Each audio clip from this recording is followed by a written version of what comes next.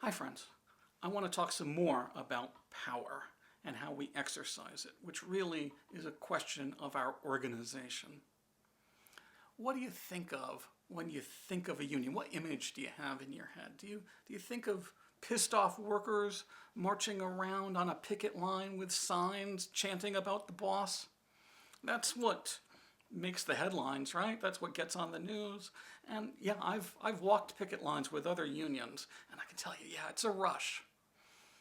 But it's also a very drastic action that can be as painful to the union as it is to the boss. And that's why it's probably an option best left for when there are no more options left.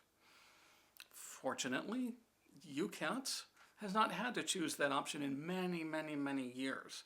We've been able to exercise our power in other ways to get to our goals.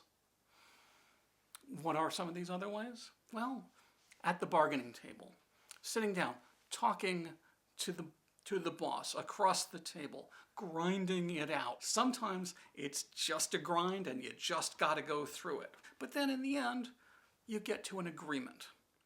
Or in the meeting room, maybe the boss has violated the contract or is doing some unfair practice. Well, we sit them down, we grieve it, we meet with them, we push back, and we very often win. Or in the committee room where we come together to make collective decisions about what the union is going to do, what direction it's going to move in. Or in the conference hall where we meet with other unions and ally ourselves for concerted action. And of course there's the street, whether it's passing out leaflets on student move-in day or marching around the park with a bagpiper to show the boss we mean business. These are all things that I've done. These are all things we're going to continue to do when I'm president. It's all really about building our organization. Now, we have a very robust one, but like any organization, there could be improvements. We have a constitution and bylaws which specify how our local is to be governed. We haven't actually revised them in about 20 years. It's time to bring them into the modern age, and that will be one of the very first things we do when I'm president.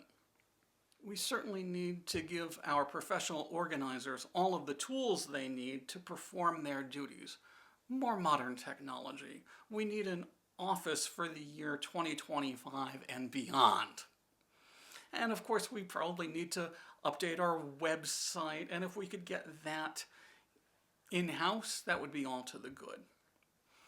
Now, our current president, Steve Reckner, has been our president for over 20 years, and he leaves an outstanding legacy that I've learned a lot from and I will be proud to carry on and build upon.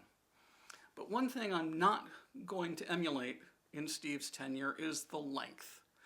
I really couldn't. Demographically, I couldn't. I'd be well into my 70s if I served for 20 years. Ideally, if you trust me with the presidency, I'll serve through the next contract, maybe slightly beyond. And then I'll hand the reins over to a new leader. So what does that mean? That means that from day one, I'm going to be looking for possible successors and preparing them to take over when the time comes, and giving them all of the tools that they'll need to take this union far, far into the future, to continue the success we've always had for the last 50 years. And that will probably be my most important legacy to this union. So, none of this is glamorous. None of this is marching and yelling at the boss. But it's the work that has to be done. It's sitting in meetings. It's talking on the phone. It's signing checks. It's a grind. But I'm willing to take on that grind because that's how our organization stays in fighting trim and wins for you. So let's do this.